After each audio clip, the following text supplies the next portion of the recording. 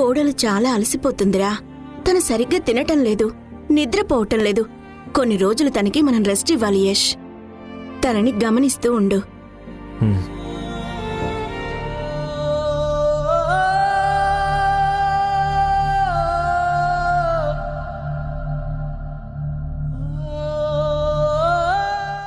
కూర్చోమ్మా. పర్లేదత్తయ్యా. కాఫీ తాగుతావమ్మా? వద్దత్తయ్యా.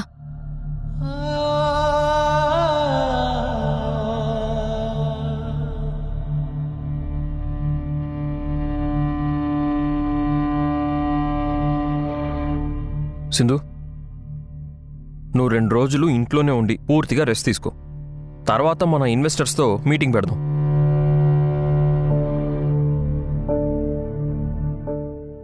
ఈ విషయం నాన్నతో చెప్పాలి. ఒకసారి నాన్నకు ఫోన్ చేయవా?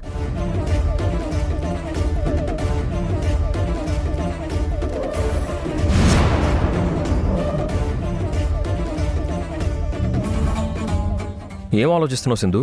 నాన్నకు ఫోన్ చేయి.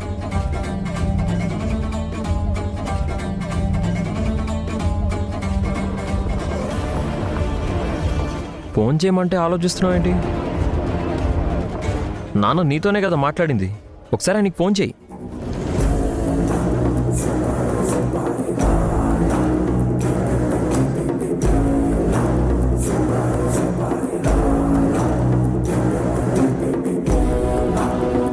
ఏంటమ్మా సింధు, ఫోన్ చేయడానికి అంత ఆలోచిస్తున్నావు? మామయ్యకి ఫోన్ చేయి.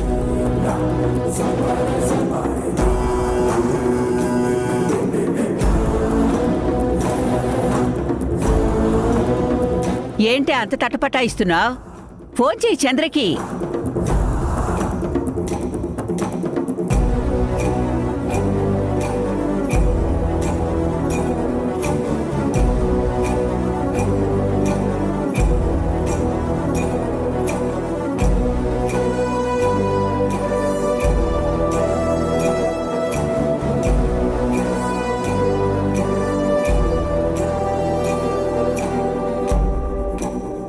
చేసిందు, నాన్నతో మాట్లాడాలని ఉంది. చెయ్యి.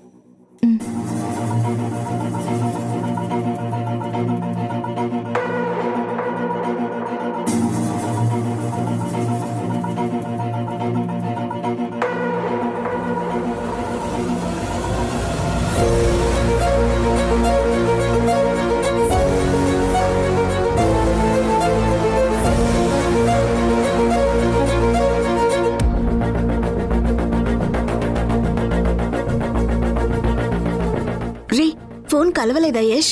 కలవలేదమ్మా, ఇంకోసారి చేస్తాను.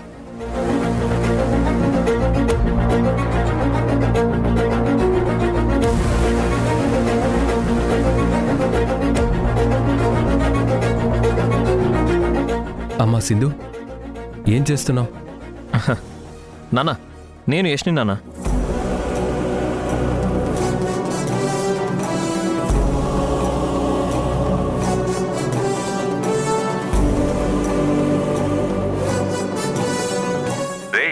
ఎలా ఉన్నావు? ఏంటి మీ అమ్మ నా మీద అలిగిందట?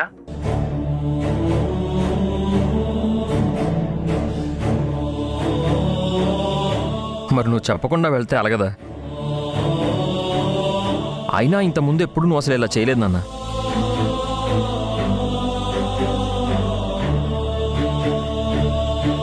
నాన్న, ప్రాబ్లమ్స్ అన్నీ సాల్వ్ అయిపోయాయి. 2 రోజుల్లో ఇన్వెస్టర్స్తో మీటింగ్ పెడదాం అనుకుంటున్నాను.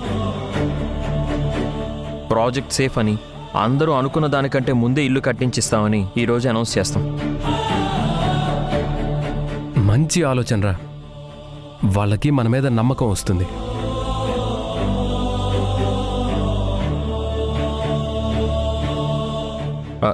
ఇంతకీ మీరెప్పుడు వస్తారు నాన్న? నాకు ఇక్కడ కాస్త టైం పట్టేటట్టుంది. మీరందరూ జాగ్రత్త.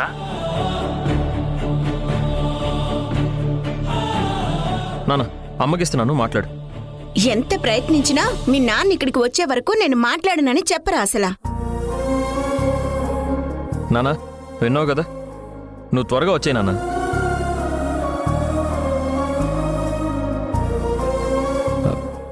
సింధుకివ్వు.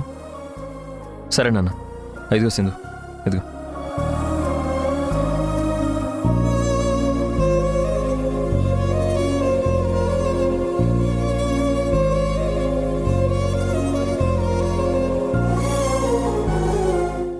థ్యాంక్స్ సిద్ధు. మా మావయ్య గొంతుతో మాట్లాడి ఈ ఇంట్లో అందరికీ కొంత మేలు చేశావు. నీ రుణం తీర్చుకోలేను. అంత పెద్ద మాటలు ఎందుకులే సింధు. ఇప్పుడున్న టెక్నాలజీ ఉపయోగించి ఎవరి గొంతుతో అయినా మాట్లాడొచ్చు. ఆయన ఫోన్ నా దగ్గరే ఉంది. నువ్వు చెప్పేంత వరకు నేను మేనేజ్ చేస్తాను. నువ్వు జాగ్రత్త. సరే.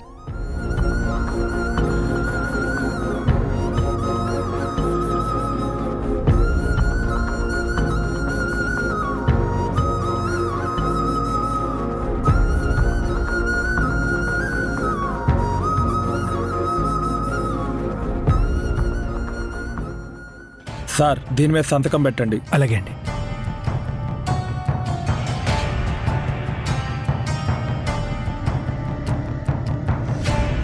బెయిల్ మీద ఈవిడ్ని రిలీజ్ చేస్తున్నాం, కానీ ఇన్వెస్టిగేషన్కి మీరు మాకు సపోర్ట్ చేయాలి.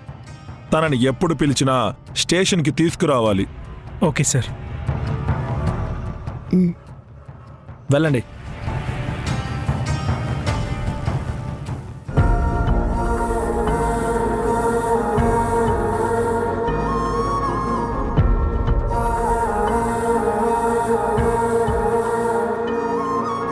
రే, ఎలా ఉన్నావు? ఏంటి మీ అమ్మ నా మీద అలిగిందంట?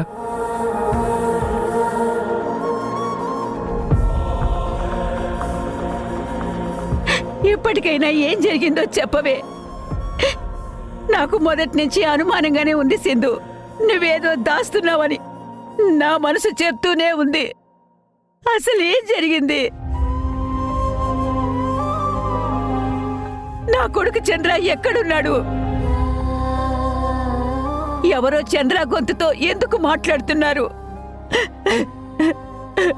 నిజం చెప్పు సింధు.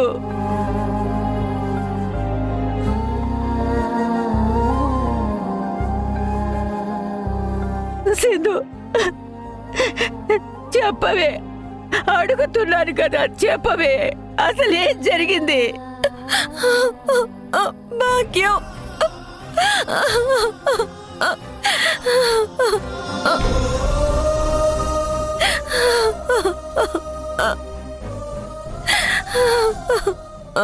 ఎందుకే ఏడుస్తున్నా? ఆ దేవుడి సాక్షిగా అడుగుతున్నాను. నా కొడుకు క్షేమంగానే ఉన్నాడు కదా? ఎక్కడున్నాడు వాడు?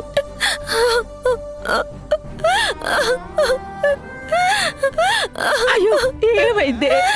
నన్ను క్షమించు భాగ్యం, నన్ను క్షమించు.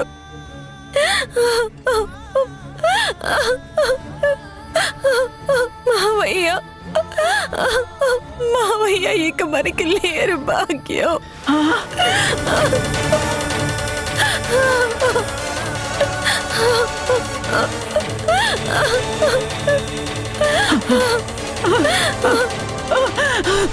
భాగ్యం, భాగ్యం, భాగ్యం.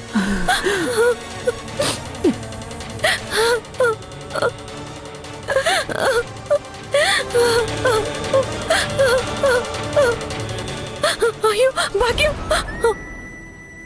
భాగ్యం.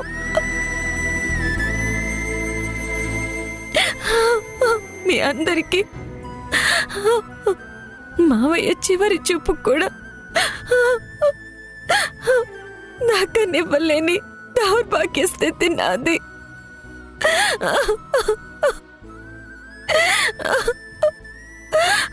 నన్ను క్షమించు భాగ్యం. నువ్వేం మాట్లాడుతున్నావు సింధు? నాకేం అర్థం కావడం లేదు. భాగ్యం, మావయ్య, మావయ్య చెప్పవే. మావయ్య, మావయ్య చనిపోయారు భాగ్యం.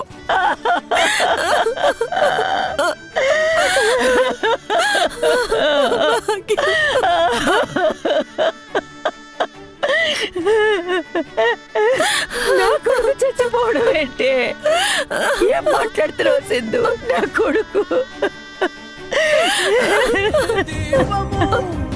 లేకున్నదా ఈ చీకటే ఆర్పెందుకు ఏ వేకువా రానన్నదా ఈ వేదనే తీర్చేందుకు ప్రతి క్షణం పరీక్షలే చుట్టేసి ఆపుతుంటే నడక సాధ్యమా?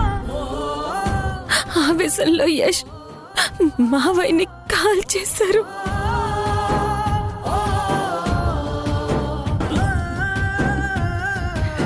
అవి చావు బతుకుల మధ్య ఉన్న ఇద్దరిని హాస్పిటల్కి తీసుకెళ్లాను.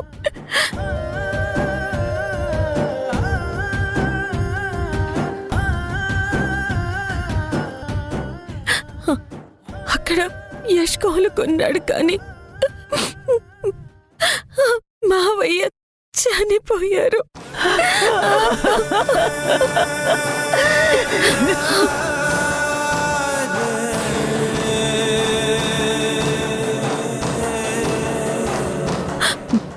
మావయ్యకి ఇచ్చిన మాట నా చేతుల్లో కాళ్ళు కట్టేసింది భాగ్యం. ఎవరికి చెప్పుకోలేక, నాలో ఈ బాధని దాచుకోలేక నరకం అనుభవిస్తున్నాను.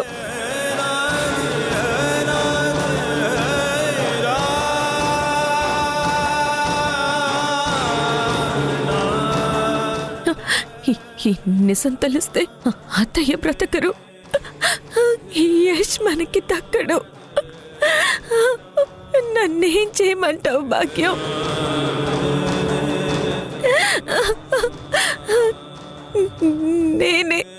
నేనే మావయ్యకి చితి పేర్చాను.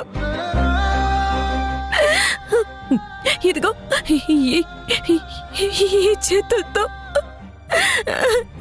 నేనే నిప్పంటించాను భాగ్యం.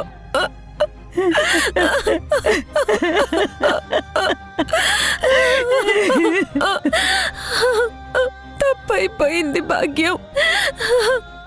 ఈ నిజాన్ని మీ దగ్గర దాచకూడదు అనుకున్నాను,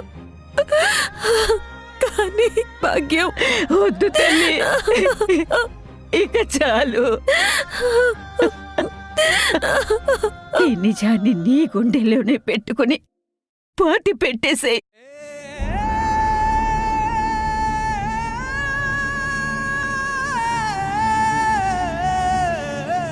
ఆ పరమశివుడు గరళాన్ని కంఠంలో దాచుకున్నట్టు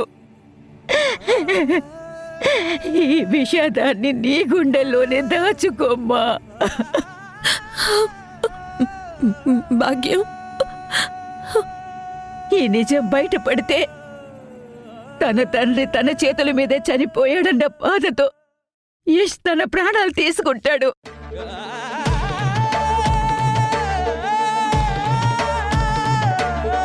కన్న కొడుకు లేడన్న వార్త వింటే దమయంతి గుండె అక్కడే ఆగిపోతుంది. ఈ కుటుంబం అంతా కుప్ప కూలిపోతుంది సింధు, కుప్ప కూలిపోతుంది.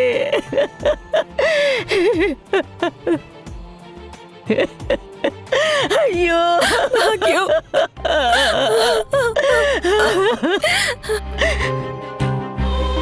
నీ పరిస్థితిలో ఇంకెవరున్నా ఈ ఇంట్లో ఒక శవం కాదు, 3 శవాలు లేచేవి. అలా జరగకుండా ఈ కుటుంబాన్ని కాపాడడానికి వచ్చిన దేవతవే నువ్వు.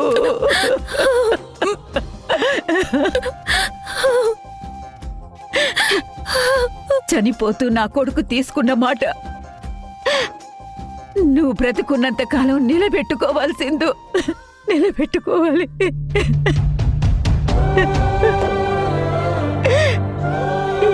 ఇంకా ఈ ఇంటికి నువ్వే దిక్కు.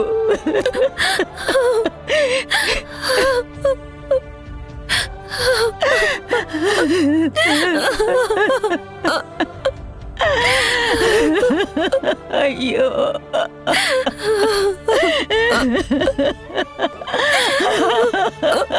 అయ్యో దేవుడా కన్నీళ్ళకే గొంతున్నదా తనెవ్వరో చెప్పేందుకు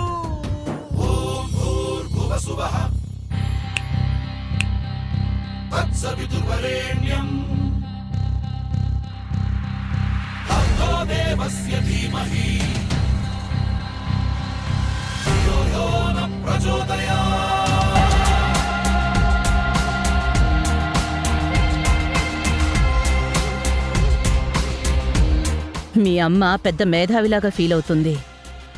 ఇలాంటి దాన్ని కోడలుగా ఎలా తెచ్చుకుంది, ఎలా భరిస్తోంది? ఇంటికి దీపం ఇల్లాలు అంటారు.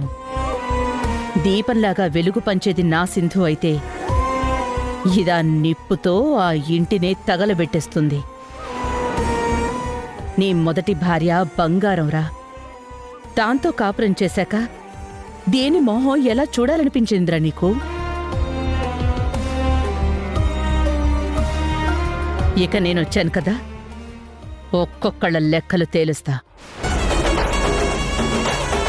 ఆ మారుతీరావు చేసిన పాపాల వల్ల వాడు కోమాలోకెళ్ళాడని ఇప్పుడే తెలిసింది.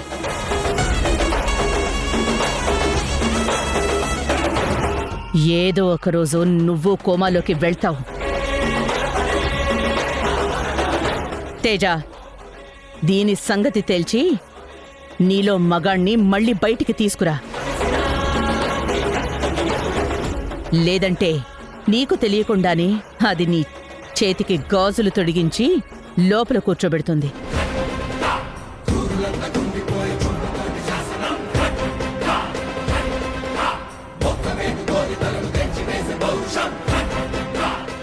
ఏంటి తేజ ఆలోచిస్తున్నావు? నేను నీ ట్రాప్లో ఎలా పడ్డానా అని. ఇంతమందికి నీలో కనిపించిన నిజం నీ పక్కనే ఉంటూ నేనెలా గమనించలేకపోయానా అని. ఇంటా బయట అందరూ నిన్ను నన్ను చీకొడుతున్నారు. నిన్ను నా జీవితంలో ఉంచుకోవడానికి నువ్వు చెప్పిన అడ్డమైన దారుల్లో వెళ్ళి నా వాళ్ళకి నేనే అన్యాయం చేసుకున్నాను. అందరికీ దూరం అయ్యాను. అందరి దృష్టిలో వెధవనయ్యాను. కానీ నువ్వేం చేసావు మధు? నన్ను ఒక నిత్యంలా వాడుకొని తర్వాత తోసేద్దామనుకున్నావు కదా. నిన్ను నేను తిట్టలేను. ఎందుకంటే నీ మాయలో పడి నా వాళ్ళకి అన్యాయం చేయడం నేను చేసిన తప్పైతే, నువ్వు డబ్బు మాయలో పడి నాకు అన్యాయం చేయాలని చూడ్డం నాకు ఆ దేవుడు వేసిన శిక్ష. ఇక చాలు మధు. ఇప్పటికైనా నా జీవితాన్ని దారిలో తెచ్చుకోవాలనుకున్నాను. అందుకే నేను ఒక నిర్ణయానికి వచ్చాను. ఏంటి తేజ అది? మనం విడిపోదాం మధు. నువ్వు నన్ను వదిలేసి వెళ్ళిపో. నాకు ఈ ఒక్క సహాయం చేయి. సరే తేజ, వెళ్ళిపోతాను. కానీ వెళ్లే ముందు మీ అమ్మగారితో, మీ ఇంట్లో వాళ్ళతో ఒక్క 10 నిమిషాలు మాట్లాడాలి. ఆ తర్వాత వెళ్ళిపోతాను. సరే, ఏం మాట్లాడతావో మాట్లాడు. తర్వాత నన్ను వదిలేసి పద.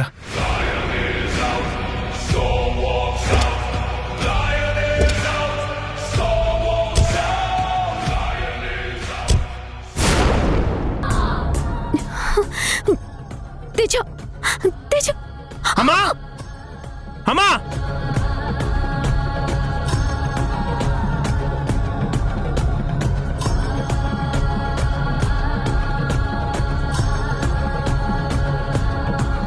అందరూ వినండి. ఈ ఇంటికి తగ్గ కోడలు మధు కాదని మీరు ఎంత చెప్పినా నేను వినిపించుకోలేదు. కానీ ఇప్పుడు నాకు అర్థమైంది, తను చేసిన పనులకి ఇంటి పరువు బజార్న పడిందని. అందుకే తను నేను వదిలేయాలని నిర్ణయం తీసుకున్నాను.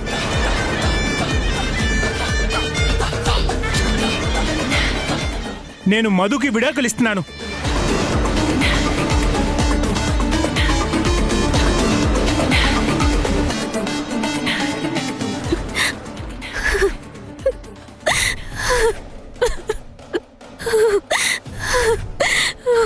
అయ్యో,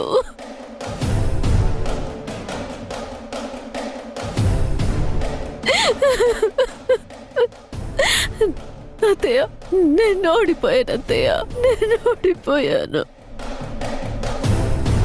అన్నీ కోల్పోయాను, ఎవరు లేని దాన్నైపోయాను, ఒంటరి దాన్నైపోయాను అత్తయ్య. నేను నమ్మిన మారుతిరావు మావయ్య కోమలో ఉన్నాడు. నా భర్త నన్ను చీకొట్టి వెళ్ళిపోమంటున్నాడు.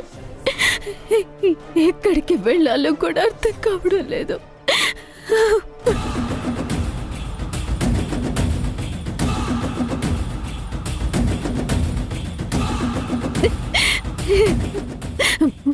అత్తయ్య,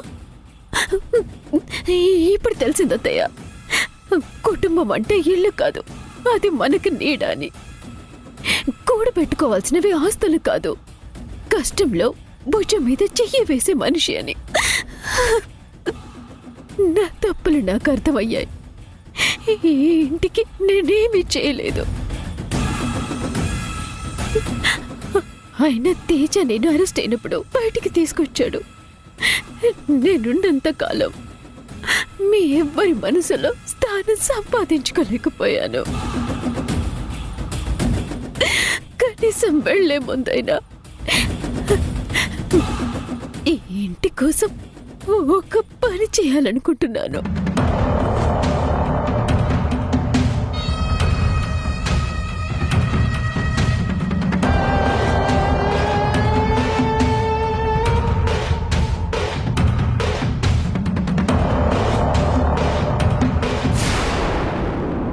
బాంబ్ బ్లాస్ట్ జరిగిన టైంలో మావి ఎక్కడికి రాలేదా?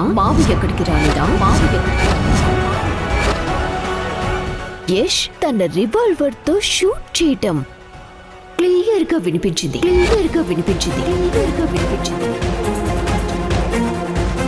ఈ విషయం ఇక్కడే చెప్తావా లేక అత్తయ్య ముందు డిస్కషన్ పెడదామా?